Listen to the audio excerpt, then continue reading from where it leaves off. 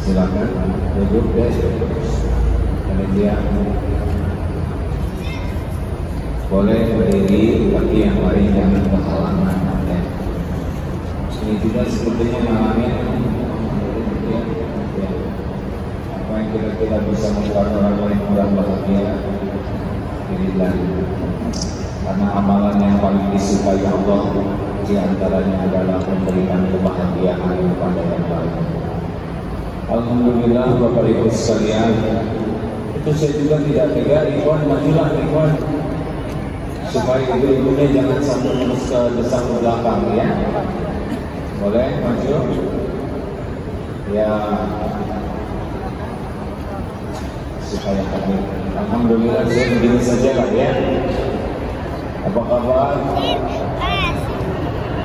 Berapa lama kita tidak jumpa ini? 3 tahun. Ingat baik-baik ya. Setiap orang punya takdir masing-masing. Walau seribu sepakat, takdirnya beragam. Yang kedua, dalam hidup ini ada episode-episode yang berbeda. Dan yang ketiga, segala sesuatu ada waktunya. Jadi jangan ribet kalau nanti sedang diuji oleh Allah, jalani saja. Alhamdulillahirabbil alamin, kita berada di Masjid Istiqlal yang sudah direnovasi. Jauh lebih indah, suaranya lebih jelas, bisa tersimak semuanya dengan baik. Jelas tuh? Alhamdulillah. Terima kasih kepada DKM Pak Jenderal.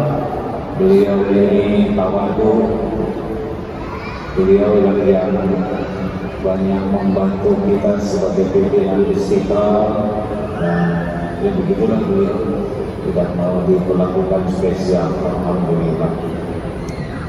Copot saja Pak daripada tarik-tarikan begitu ya. Baik Bapak Ibu Odos, terima kasih sudah mengawali kembali AAS tiap akad kedua dari tahun 99 ya. Kajian rutin seperti ini, dan pas hari ini bersamaan dengan program Odos. Alhamdulillah, saya adalah yang ikut Odos ya. Bapak Ibu yang baik, apa sih yang paling penting dari membaca Al-Quran? Sebutkan yang paling penting apa? Ada yang bisa jawab enggak? Apa deh? Takwa. Ada lagi? Apa yang paling penting kalau kita berinteraksi dengan Quran? Apa yang terpenting? Coba maju, ketenangan hati, ikhlas. Ada lagi? Apa? Kalau kita baca Quran, dekat dengan Quran, apa yang terpenting? Coba ibadah, dengan Allah. Yang terpenting adalah diterima oleh Allah. Benar? Terus mau apa kita dekat dengan Quran tapi tidak diterima oleh Allah? Kata Ali bin Abi Thalib radhiyallahu anhu, kerahkan segenap daya upayamu agar apa yang kau lakukan diterima oleh Allah. Tahsin bagus itu benar, membaca one day one juz itu bagus, hafal 30 juz lebih bagus. Tapi dari semua itu cuma satu yang terpenting, apa? Diterima oleh Allah. Terus mau apa? Nih, ungkapkan sebuah hadis sahih nih ya, tentang yang pertama dihisab di akhirat. Yang pertama dihisab siapa? Yang pertama dihisab adalah mujahid, orang yang merasa berjuang di jalan Allah sampai meninggal di medan perang. Ketika dihisab yang pertama ini ditampakkan nikmat dan dia mengakuinya. Apa yang kau lakukan? Ya Allah, saya sudah jihad fisabilillah sampai saya mati di medan perang. Saya lakukan karena engkau. Apa jawaban Allah? Firman Allah, kadzabta, dusta kamu, bohong kamu. Kamu berjuang karena ingin disebut pemberani, dan orang-orang sudah menyebutmu pemberani. Di akhirat diseret dalam keadaan tertelungkup jadi ahli neraka. Nauzubillah min dzalik. Tidak kurang beraninya, tidak kurang perjuangannya, tidak kurang pengorbanannya, tidak kurang pengakuannya. Yang kurang cuma satu, apanya? Pada sibuk broadcast. Yang kurang apanya? Jangan bikin emosi, hadirin jawab. Yang kurang itu hatinya.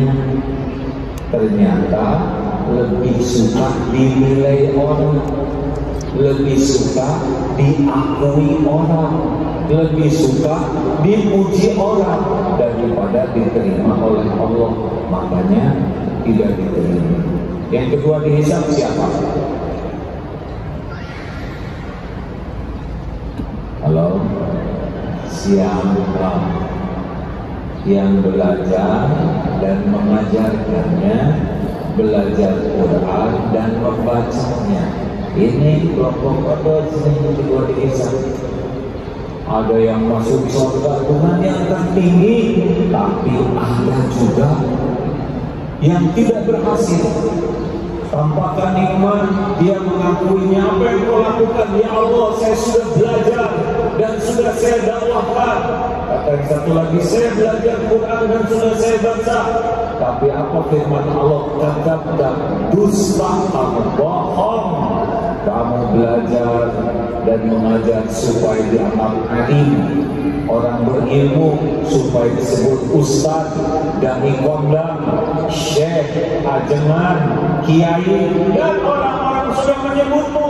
Di akhirat diseret dalam keadaan tertelungkup jadi ahli neraka. Tidak kurang ilmu agamanya, tidak kurang dalilnya, tidak kurang dakwahnya, tidak kurang terkenalnya. Yang kurang cuma satu, apanya? Jawab. Hatinya. Hatinya kenapa? Lebih suka dengan penilaian manusia, pujian, penghargaan, kekaguman dengan menggunakan amal. Sama yang baca Quran juga ada yang diseret ke neraka, padahal tafsirnya bagus, hafalannya bagus. Kenapa? Kata niatnya ternyata ingin disebut qori'an, hafiz, hafizah, lebih sibuk mencari penilaian manusia dengan amal. Tadi tuh lelang apa tadi? Lelang amal, sing ikhlas ya. Karena yang ketiga masuk neraka tuh dermawan. Ada yang dermawan karena ingin disebut dermawan. Makanya mana yang hebat?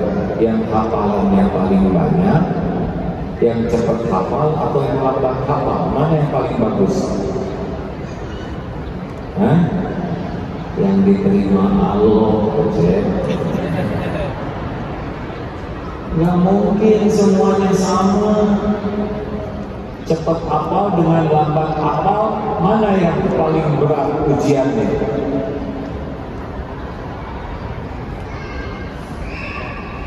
Mana yang paling berat ujiannya? Cepat hafal atau susah hafal? Dua-duanya berat. Tapi yang paling berat, yang paling bisa jadi penyakit hati. Wah, ini cepat hafalnya, sehari 2 halaman bisa hafal, yang ini 2 lembar bisa hafal. Ini dalam tempo 1 tahun sudah hafal 30 juz. Kalau tidak hati-hati, ada ujung. Ada ada dia pengen diakui orang paling cepat hafalnya, disebut-sebut kemana-mana. Saya sih ngapalin Quran hanya sekitar setahun kurang juga 30 juz, padahal hanya hafal setoran. Belum tentu mungkin, itu juga belum tentu paham, paham juga belum tentu diamalkan, diamalkan juga belum tentu ikhlas, belum tentu diterima Allah. Makanya dekat dengan Quran, kata kuncinya adalah bagaimana setiap huruf yang dibaca diterima oleh Allah. Kita kemampuannya beda-beda. Mungkin ada yang baru belajar Quran, baru pakai Iqra jilid 1, tapi disukai Allah. Kenapa nenek udah tua baru belajar Quran? Ba, bi, bu, a, i, u, tapi hatinya berguncang. Allahu ampun, setua ini saya baru belajar Quran. Bismillahirrahmanirrahim. Keluar air mata. Ya Allah, puluhan tahun saya tidak membaca Quran. Boleh jadi itu lebih cemerlang di sisi Allah, karena bacaan itu jadi penuh getaran, getaran takut, getaran berharap diterima oleh Allah. Nanti ini yang sudah bagus. Emang mungkin Quran bisa memotori hati? Mungkin. Itu dalilnya ada. Kalau tahsinnya bagus, tiap orang bicara ngaco. Tiap orang yang bicara selalu tahsin yang jadi ukurannya. Apalagi kalau jadi makmum, nilai imam terus Allahu Akbar, kurang fasih. Jadi orang imamnya ingat Allah, makmumnya nilai terus. Juga ada yang kalau imamin belum tentu ingat ke Allah. Allahu Akbar di merdu-merdu. Harapannya orang mengakui kemerduan itu.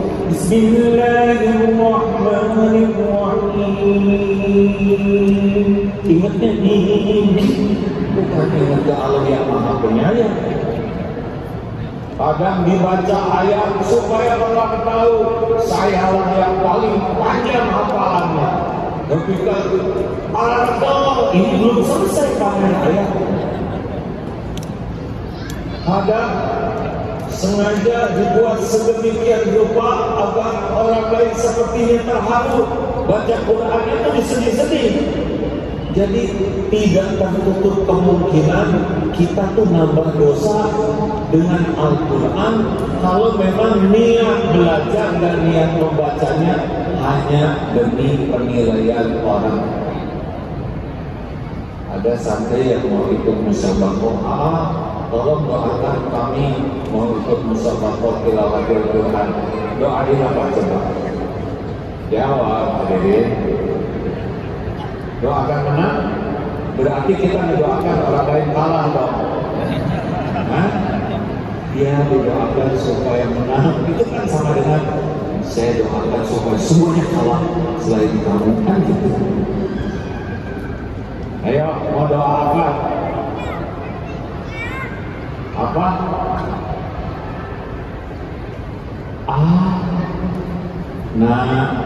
Tidak akan didoakan supaya menang. Gak penting menang musabaqah tilawatil Quran.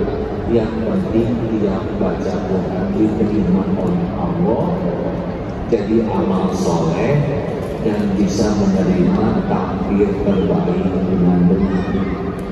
Kalau menang dia bisa tawadu, kalau tidak menang dia bisa ridho. Itu yang penting. Masa belajar Quran hanya untuk sebuah piala? Piala kan plastik, benar? Dan mungkin dibuatnya juga dari plastik bekas. Mau ngapain ngapalin Quran hanya demi plastik? Tapi ada selembar piagam itu kertas. Dan sudah tertulis di lauh mahfuz lagi siapa yang bakal menang tidak menangnya. Yang penting dari musabaqah tilawatil Quran itu semuanya jadi pemenang. Pemenangnya siapa? Yang diterima oleh Allah. Halo? Jelas tidak? Alhamdulillah, demikian hadirin sekalian. Saya tidak nyangka secepat ini sudah jelas ya. Nah, ini mengulang kembali, jadi berinteraksi dengan Quran itu bisa bahagia atau tidak ya, bukan dari jumlah hafalan, bukan dari fasihnya bacaan, tetapi dari apa tadi? Bahagia dengan Quran dari mana coba? Surat An-Nahl 97, A'udzubillahi minasyaitonirrajim. Man amila sholihan min dzakarin aw untha wa huwa mu'min fala nuhyiyannahu hayatan thayyibah. Ayat Al penggalanya dia, barang siapa yang beramal soleh dari laki-laki maupun perempuan dan dia beriman, niscaya Allah akan mengaruniakan hayatan thayyibah, hidup yang baik, hidup yang enak, sejahtera batinnya, sejahtera pikirannya, sejahtera lahirnya. Jadi baca Quran itu niatnya cuma satu, sebagai apa? Amal soleh. Belajar Quran, amal soleh. Amal soleh itu kuncinya berapa? Ini nggak kelihatan. Hah? Amal soleh itu apa? Berapa? Syaratnya berapa? 2. 1, niatnya ikhlas. Yang kedua, caranya benar. Ini asik-asik dengan Quran tuh 2 ini. Niatnya dulu, sing ikhlas. Kholis itu seperti apa? Ini saya mohon maaf ya, perumpamaan ini bagi yang udah dengar. Bu, mau nggak dibagi susu murni yang kualitas terbaik 10 liter setiap hari dikirim ke rumah bebas ongkir? Ya, ini. Mau tidak Pak? 10 liter atau Pak 20 liter aja gratis, bebas ongkir, susu murni terbaik, mau? Alhamdulillah ya. Tapi dicampur dengan kotoran sapi 1 sendok makan, mau?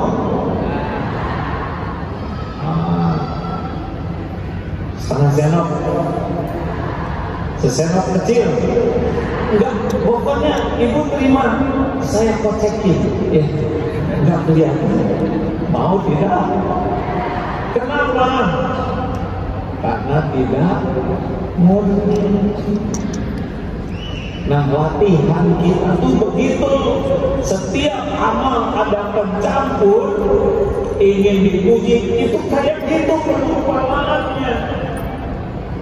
Makin murni, makin bahagia. Makanya belajar beramal apapun tidak cukup hanya sibuk dengan berbuat baik.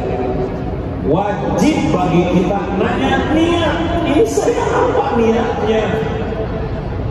Pengen dinilai orang, pengen dipuji orang, pengen dikagumi orang.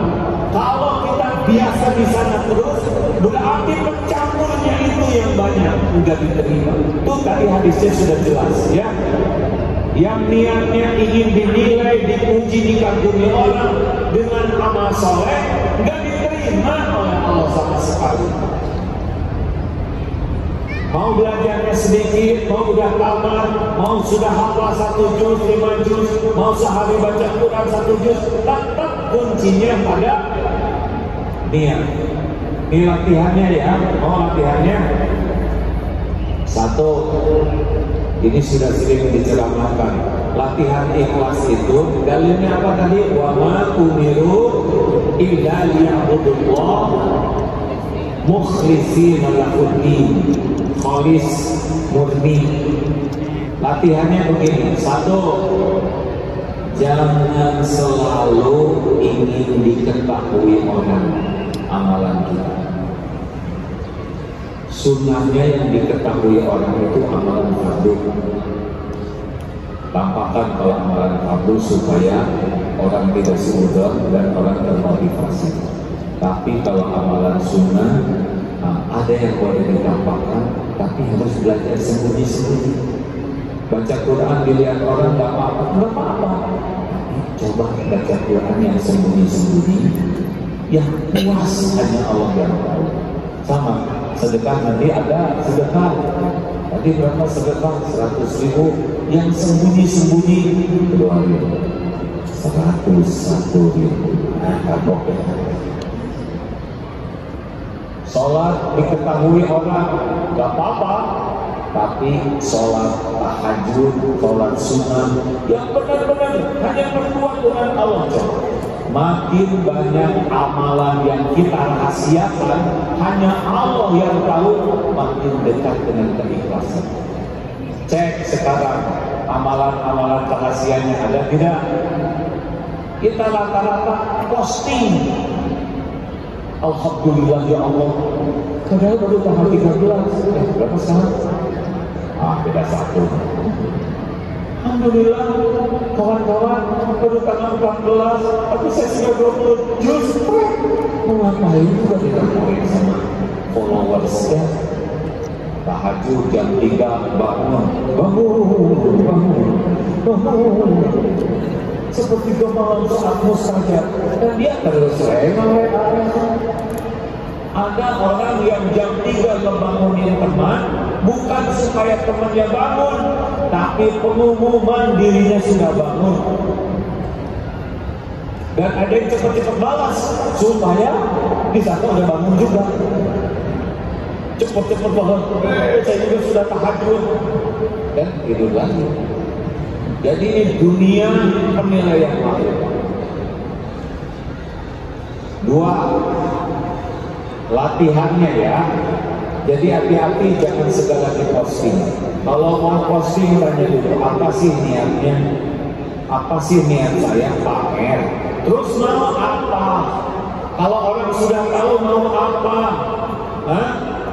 Apa nggak cukup puas waqafa billahi syahida?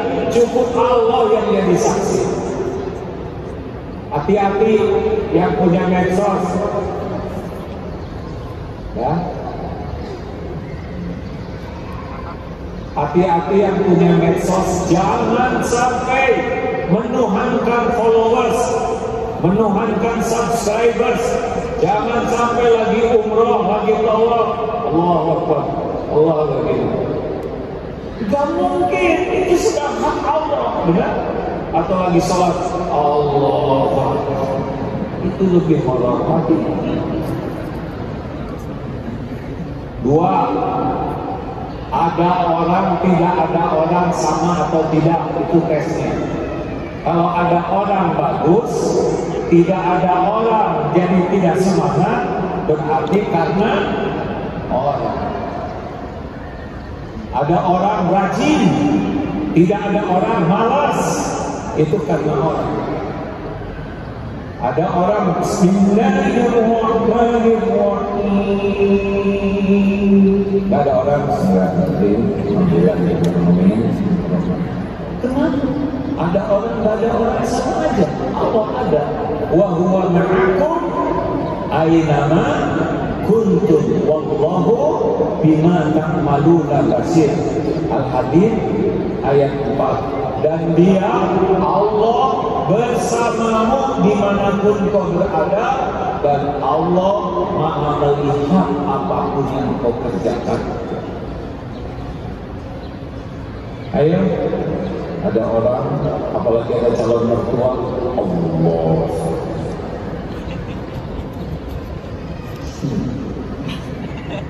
Cukup juga lama. Cukupnya agak lama. cukup ya. Sami Allah, kenal Allah. Jadi etik, dan Allah tahu. Orang lihat, orang tidak lihat sama. Hati-hati yang suka jadi imam ya. Kenapa ketika jadi imam bagus, giliran sendirian gesit? Padahal sama saja. Jadi imam Allah yang menilai, sendirian Allah yang menilai. 3. Terusan jangan ini. Seperti yang jengkel melihat saya. Siapa yang melaporin saya siap? Mungkin tadi nyindir terus pengajian apa ini nyindir terus? Siapa yang nyindir? Ini kan sejiwa. 3. Jangan ingin dipuji, jangan takut dicaci. Orang yang kurang ikhlas kalau dipuji semangat, tidak dipuji kurang semangat, dicaci patah semangat. Kenapa? Karena memang tujuannya hanya penilaian manusia. Orang yang ikhlas dipuji, tidak dipuji, dicaci, sami anteng aja. Sedunia mau muji, monggo, dan nggak akan ngefek apa-apa. Kita udah berbuat yang terbaik, dicaci, yuk boten monggo. Tuhan saya bukan omongan orang, bukan bibir orang. Kalau kita goyah dengan penilaian orang, berarti amal kita demi penilaian orang. Ayo dicek ini, jangan sampai kita beramal demi dipuji. Udah, saya sudah melakukan tapi gak ada yang memuji, kan apa-apa. Penting itu bukan dipuji orang, diterima Allah. Tapi kenapa orang itu suka menghina saya terus? Lah, apa yang aneh? Nabi Muhammad aja sempurna, hatinya, amalnya, perjuangannya, pengorbanannya sempurna, tetap aja deh menghina, ya kan? Masa kita hina betulan nggak ada yang menghina? Kita hina asli, cuma nggak ngaku ya. Dan penghinaan orang ke kita cetek, hadirin, dibanding penghinaan kita yang aslinya, betul? Tuh si ibu sebanyak omong. Cuma sebetulnya omong. Berarti dia kan tahu ibu banyak hutang, banyak cicilan, banyak dosa, banyak aib, banyak ketombe, banyak bisul. Mungkin tidak diketahui kan? Ada seseorang di ruangan ini ya. Dia udah nyobain dipuji rame-rame, udah gitu dicaci maki rame-rame, ada dia di sini. Aduh, senang ya lihat saya ya. Ini saya mau sumpah nih ya, demi Allah, Allah Maha mendengar, demi Allah, dipuji rame-rame, dihormati orang rame-rame, dikagumi orang, jauh lebih bahaya dibanding dihina dan dicaci maki. Kenapa bahaya? Karena orang yang senang dipuji itu bisa nagih, ingin dihormati, ingin dipuji, itu nagih. Akibatnya apa? Akibatnya dekat dengan sifat munafik, sibuk ngebagus-bagus casing topeng daripada isi. Orang yang senang dipuji hidupnya acting dan capek serta hina. Padahal Allah innallaha la yanzuru ila suwarikum wa amwalikum walakin yanzuru ila qulubikum wa a'malikum. Sesungguhnya Allah tidak lihat rupa dan hartamu, tapi Allah lihat hati dan amal.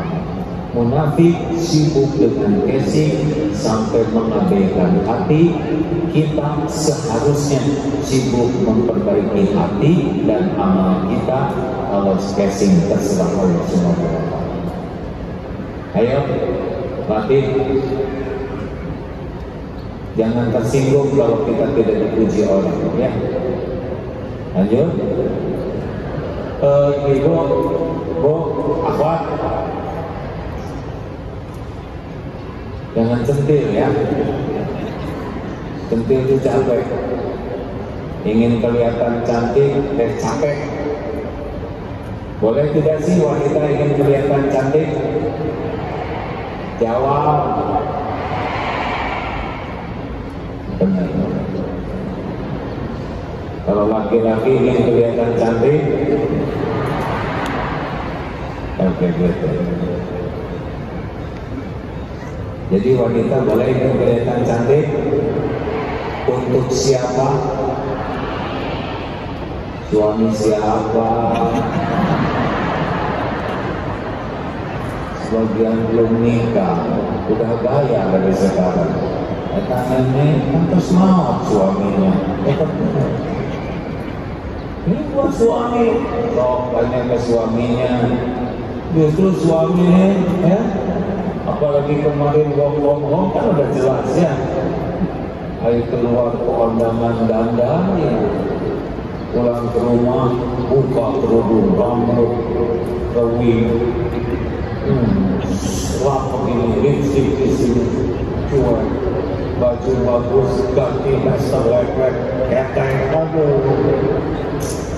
Hati-hati ya, kalau kita kebiasaan ingin dipuji orang dalam hal apapun, pasti kebawa dalam amal juga jadi pengen dipuji. Bukan tidak boleh kita berpenampilan wajar, baik, tetapi jangan diperbudak ingin dipuji orang. Ibu juga kalau di rumah dandan tuh nggak usah nanya ke suami, Pak, gimana penampilan saya? Nah, ini awal masalah. Kata suami, maksudnya gimana? Jujur gimana? Kalau jujur kan berat begini. Lakukan yang terbaik dan lupakan ya. 3, berapa?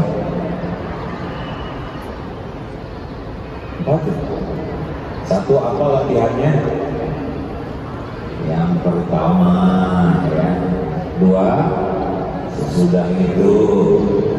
3 yang barusan ya. Beginilah ya. 1, jangan selalu ingin diketahui. Perbanyak rahasia-rahasiaan sama ya. Sholat, ngaji, sedekah, berbuat baik, rahasia-rahasia. Makin banyak amal rahasia, makin banyak. 2, ada orang, tidak ada orang sama tidak. Kalau ada orang itu bagus, ada orang tidak bagus, ciri-ciri. Ada yang di depan orang tua, soleh, bagus, rajin ke masjid, tapi pas sendirian di kamar, buka HP-nya itu yang keras-keras. 3, puji, tidak dipuji, caci. Nanti ada waktunya Allah menggerakkan orang memuji kita, ada waktunya kita tidak dipuji, ada waktunya kita dicaci, tenang saja. Ya, terus saja lakukan yang terbaik. PDRT, perbaiki diri, lakukan yang terbaik, berilah kita. Orang muji, orang tidak muji, cuma getaran udara. Kamu keren, kesini, gitu aja. Kamu jelek, gitu aja, gak ada apa-apa. 4, jangan ingin dihargai karena amal soleh kita oleh manusia, ya. Jadi jangan sampai karena kita sudah banyak baca Quran, kalau belanja Bu, berapa ini harga cabai? Sekarang 40.000, 20 ya? Sudah 30 juz lah Bu. Apa kaitannya antara cengek dengan 30 juz? Hati-hati kamu ya. Kamu jangan sembarang ngomong sama saya. Saya setiap malam tahajud. Belum tahu kalau saya tahajud. Kenapa tahajud jadi pakai ngancam orang begini? Kita beramal itu supaya Allah yang maha melihat ridho ke kita. Gak mungkin orang semua menghargai kita, dan gak penting kita ingin dihargai orang. Seperti yang sering dikemukakan ya, kita ini aslinya mah kalau hitung-hitungan oleh Allah dihitung gak selamat. Apa coba amalan kita yang benar? Sholat, nanti lihat ya, duhur. Kita sholat itu untung tidak dikasih skor di sini. Coba kalau tiap sholat ada poin di sini. Dari subuh baru hilang asar, kayak mahkota, tapi berupa poin nilai sholatnya. Dijamin nih saya pada bubar. Saya kan nggak bisa nyembunyiin skornya. Ternyata skornya cuma 15 dari 100. Mau ngelamar calon mempelai, kelihatan oleh mertua cuma 10, nggak diterima.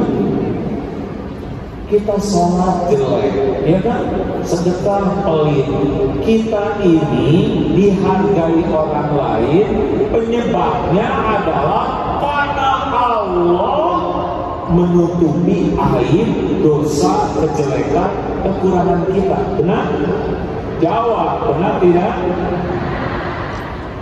Kenapa Abdullah bin Nasir berdiri di sini? Karena dua hal. Satu, Allah ngasih casingnya ceritanya Mang Kiai, katanya gitulah kata orang. Dan yang kedua, karena Allah menutupi aib, dosa, kejelekan, kekurangan orang ini. Jadilah begini, jadilah saudara dengar. Itu tuh udah nikmat besar oleh Allah, ditutupi, diberi kesempatan tobat. Makanya kalau dibuka nggak ada harganya kita. Nih bapak-bapak, saya lihat kenapa bapak dihargai oleh istri Pak?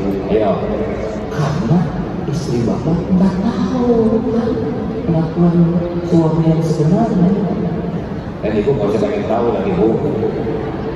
Lebih baik nggak tahu kejelekan suami, tapi suami jadi benar, daripada ibu jadi tahu, ibu jadi stres, ya kan?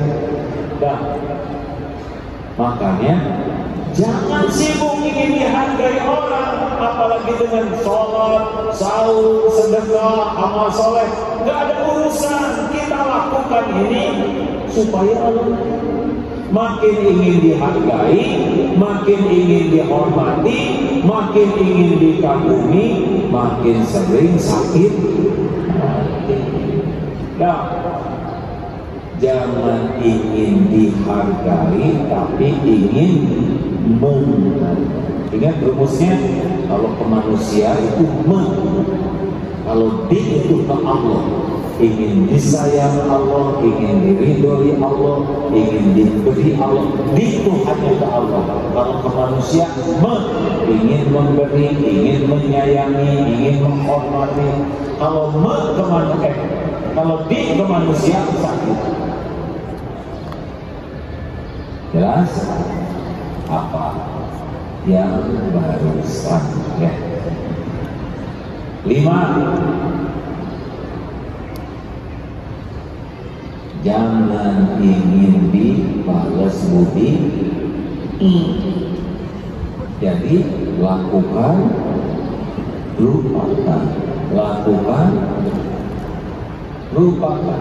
Ulangi, lakukan. Yang mantap lakukan. Kompak lakukan. Perlukah kita mengingat-ingat jasa baik kita? Pelan, oke, kita keperluan. Perlukah kita mengingat-ingat jasa kebaikan kita? Terpaksa jawabannya.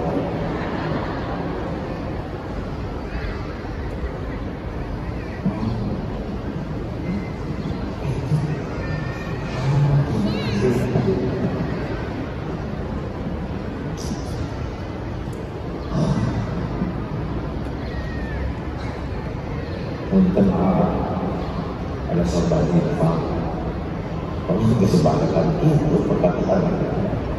Sudah nggak ada berita kematian. Sudah, ini lagi semangat yang jadi lupa lagi saya.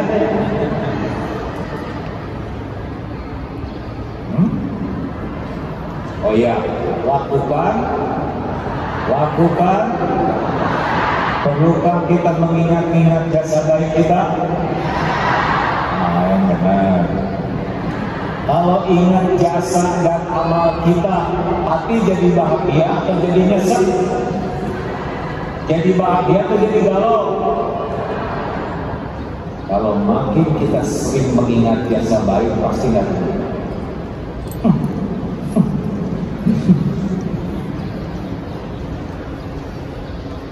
Istri lihat suami,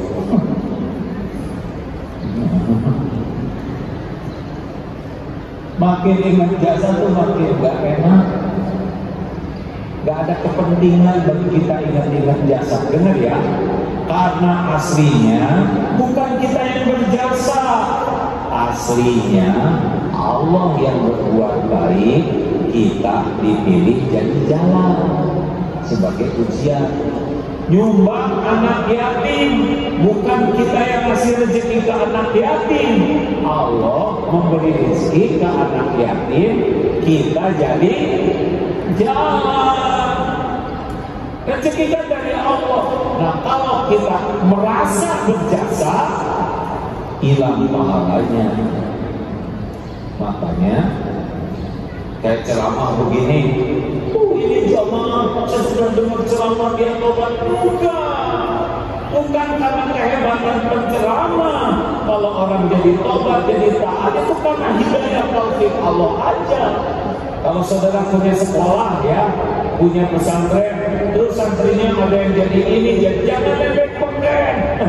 Itu dulu murid saya. Pesantrennya juga pesantren kilat ya. Jangan nebak, kalau nebak beken. Udah, jangan ingat-ingat jasa. Perlukah kita menyebut-nyebut jasa kebaikan kita? Jawab. Perlu tidak?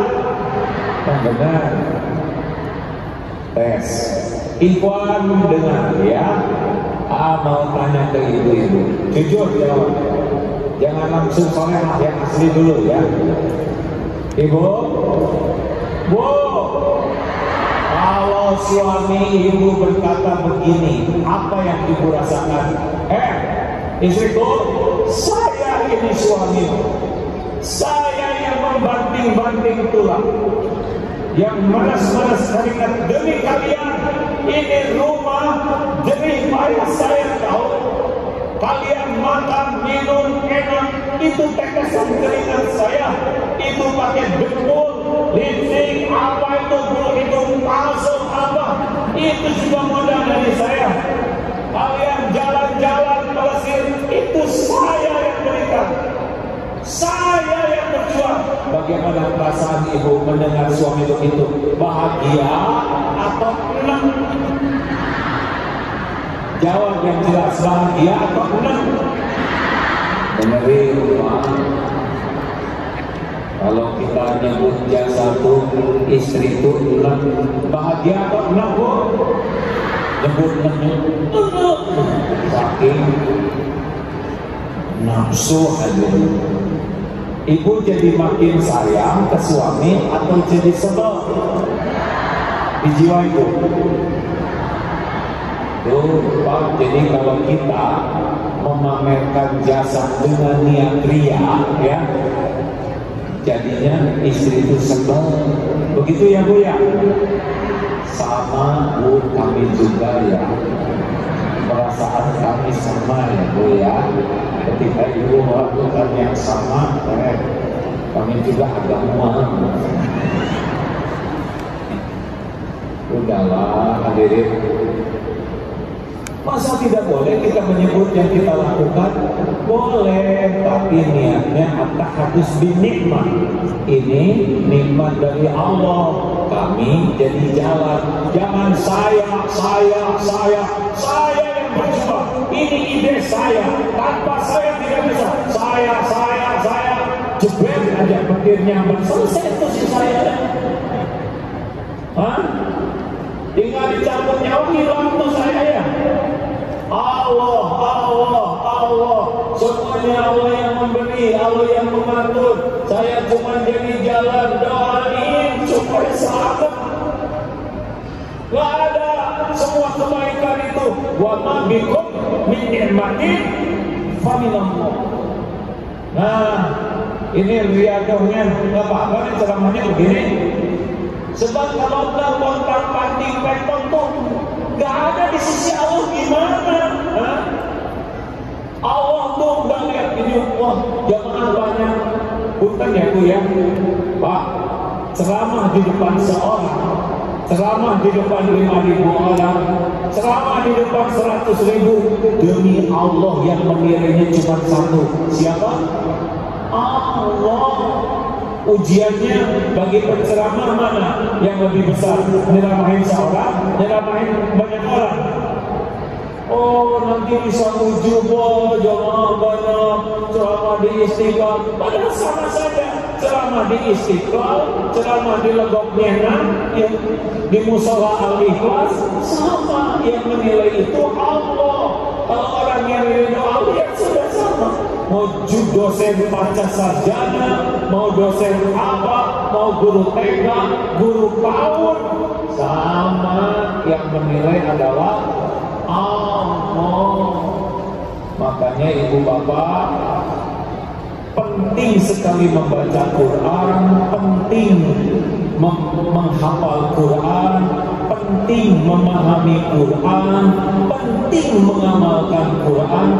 Tapi kuncinya ini yang pertama, kalau nggak punya ikhlas, walaupun hafal, walaupun mengamalkan, walaupun mendakwakan, tetap nilainya 0.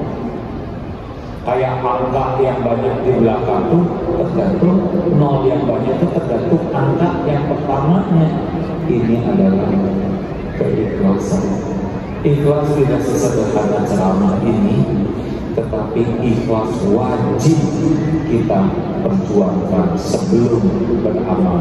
Seperti kalau ngirim paket, apa yang pertama dilakukan? Paketnya dulu, alamatnya dulu. Kalau salah alamat sampai tidak mati. Alhamdulillah, setiap waktunya tiba ya. Maka dengan terus lah. Pokoknya dari bawah saya waktu saya terus. Maaf ya, karena dalam teori pidato, kalau semakin dekat itu interaksinya makin kuat. Kalau saya ceramah di sini dan jamaah yang menyimaknya di lantai 5 gitu ya, nah garing namanya hadirin. Mudah-mudahan manfaat. Ada tuh? Ini pakai tanya jawab, enggak biasanya tanya jawab enggak? Kalau saya, alhamdulillah. Maaf ya, Pak PKM, kalau pekan depan masih ada acara ini atau masih bisa diteruskan dimulai lagi? Alhamdulillah. Ya, terima kasih. Beliau ini jenderal yang tawadu, alhamdulillah. Beliau mensupport kegiatan ini karena sebetulnya belum tuntas pembangunannya. Tapi kalau nanti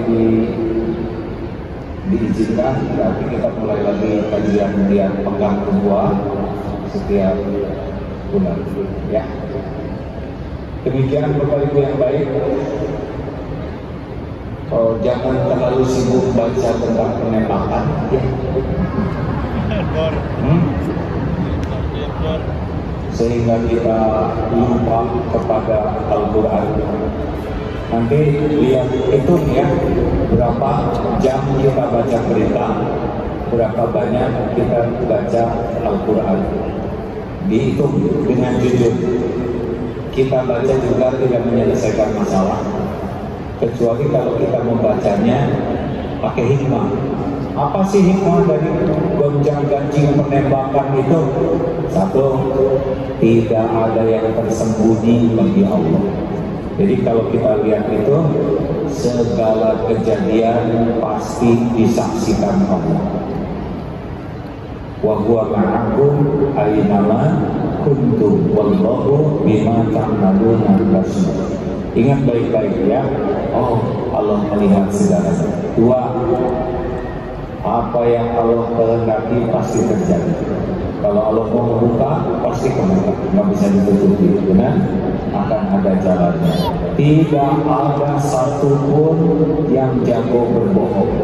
Dengar baik-baik, tidak ada yang jago berbohong. Kita bohong, orang lain tidak tahu, bukan karena kita jago, tapi karena Allah belum membuka kebohongan kita. Kalau Allah buka, kebuka tidak? Jawab. Kalau Allah membuka kebohongan kita, kebuka tidak? Nanti akan ada jalan. Makanya jangan suka bohong, ya. Karena bohong itu, alaikum bisidqi, hendaklah kalian jadi orang yang jujur, benar. Karena dari sidik yahdi ilal birri, mengantarkan kepada kebaikan-kebaikan, dan dari al-birr yahdi ilal jannah. Jujur mengantarkan kebaikan mengantarkan surga. Jadi susah jadi orang baik kalau tidak jujur. Dan di bawahnya, hati-hati, janganlah kalian kadib dusta, karena dari dusta yahdi ilal fujur, mengantarkan kepada kejahatan, dan dari fujur yahdi ilal nar. Ini garisnya deh. Jujur baru bisa baik-baik, dari baik baru bisa jadi ahli surga. Dusta, tidak jujur, mengantarkan kepada keburukan dan kejahatan. Dari sini mengantarkan ke neraka. Jadi kalau Indonesia, negara yang kita cintai ini, ingin jadi baik, kata kuncinya harus jujur-jujur dulu. Kalau masih banyak korupsi, banyak orang tidak jujur, masih panjang ceritanya untuk jadi baik, karena syaratnya kebaikan itu timbul dari kejujuran. Makanya kalau lihat berita itu, saya mau jadi orang jujur gitu, ya. Tiga, halo, ngangkat nurunkan orang itu kekuasaan Allah. Al-Imran 26. Kulillahu memalikal mulk tu'til mulka man tasya wa tanzilul mulka mimman tasya wa tu'izzu man tasya wa tudhillu man tasya biyadikal khair innaka ala kulli syai'in qadir. Allah, engkau berikan kekuasaan kepada siapa yang kau kehendaki, engkau ambil kekuasaan dari siapa yang kau kehendaki, engkau muliakan siapa yang kau kehendaki, engkau hinakan siapa yang kau kehendaki. Di tangan Allah lah segala kebajikan, sesungguhnya Allah Maha Kuasa atas segala galanya. Jadi hadirin, antara jabatan dengan kemuliaan itu dipisahkan. Kalau dikasih jabatan sikapnya adil, benar, baru dimuliakan. Kalau dikasih jabatan sikapnya zalim, tidak jujur, maka dikasih kehinaan. Makanya siapapun yang diberi jabatan jangan dulu bangga, karena belum selesai, itu baru ujiannya. Udah jadi rakyat yang ya, pengen jadi jenderal juga, nggak ada yang anggap. Kita doakan polisi itu adalah bagian dari kebersamaan kita bernegara. Tidak ada yang sempurna sebagaimana kita, cuman ujiannya kepolisian sekarang lagi diuji. Memang susah nyapu jadi bersih kalau sapunya kotor. Nah, mau tidak mau kita bantu supaya makin lama sapunya makin bersih sehingga bisa membersihkan, ya. Ini pasti perlu proses dan kita tetap support. Jangan hidup penuh dengan kekecewaan dan kebencian, karena tugas kita itu membantu menjadi lebih baik. Setuju? Jangan karena kejadian ini tiap-tiap polisi ada polisi juga kita sengsara, ya kan, jalan macet. Kita harus tetap jadi orang yang baik dan terus menjadi orang yang mengajak lebih baik. Terima kasih. Kita akan tutup dengan membaca Al-Quran sambil bersedekah, ya. Dan ciri sedekah, ciri orang bertakwa itu adalah ringan sedekah. Saran saya jangan terlalu mikir, karena kalau mikir suka jadi kecil, ya. Tapi akan kita tutup dengan doa. Begitu? Kalau kita baca Fatihah, ya, Al-Fatihah. A'udzu billahi minasyaitonir rajim. Bismillahirrahmanirrahim. Alhamdulillahi rabbil alamin. Ar-Rahmanir Rahim. Maliki yaumiddin. Iyyaka na'budu wa iyyaka nasta'in.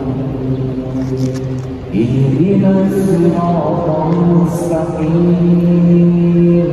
Siratal ladzina an'amta 'alaihim ghairil maghdubi 'alaihim